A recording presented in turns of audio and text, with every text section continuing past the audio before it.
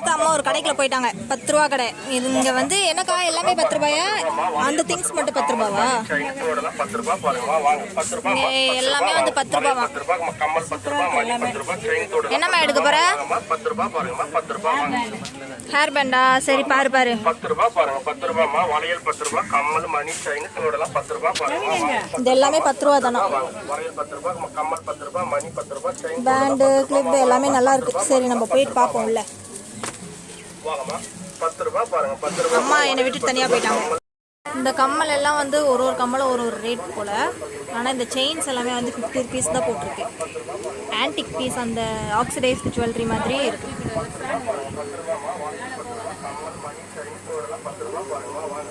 ஃபுல்லாக fancy items நிறைய இருக்குது. அம்மா அங்கே தனியாக போயிட்டாங்க. நான் உங்களுக்கு வேணுன்றதை எடுத்துக்கிறதுக்கு. அந்த கடையில் எதுவும் எடுக்கலையா?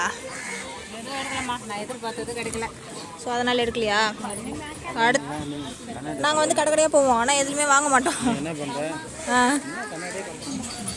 என்னம்மா இந்த கடையிலையாவது நீ கேட்டது கிடச்சிச்சா? என்னது? ஹெட் பேண்ட் எடுத்துட்டியா? சரி ஓகே. 10 ரூபாவா? இயரிங்ஸ் எல்லாமே நல்லா இருக்குல்ல? உள்ளே போய் பார்க்கலாமா?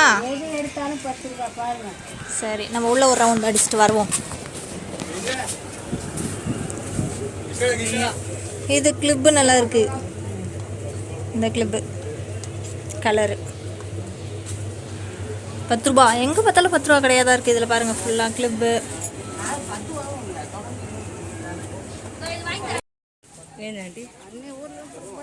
இங்கே பாரு கவி, எல்லாம் கேட்கக்கூடாது. ஏதாவது ஒன்று கேட்டு வாங்கு. எல்லாத்துக்குமே அழற. இதுவா? இதுவா? வேணாம். வேற என்ன வேணும்? இங்க திரும்ப அழுதியா? இங்க பாரு, ஏன் அழுற? அடப்பிடி கூடாது. நீ நேற்று தான் பேட் பால் வாங்கிச்சு. அடுத்த நீ என்னம்மா வாங்க போற?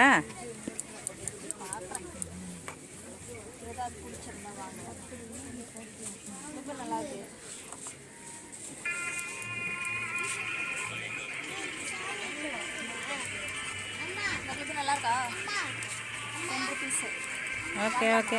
வாங்க. அது பெரியவங்க போடுவாங்க, நீ போட மாட்டே. நீ ஸ்கூலுக்கு போகும்போது அதெல்லாம் போடக்கூடாது. பாம்பு வேணுமா? யாருக்கு வேணும் பாம்பு? உனக்கு தான். எனக்கு வேணாம். அப்பா ஒரு ட்ரே இருந்தா கொடுங்க. இந்த கிளிப்பு 10 ரூபா தான்.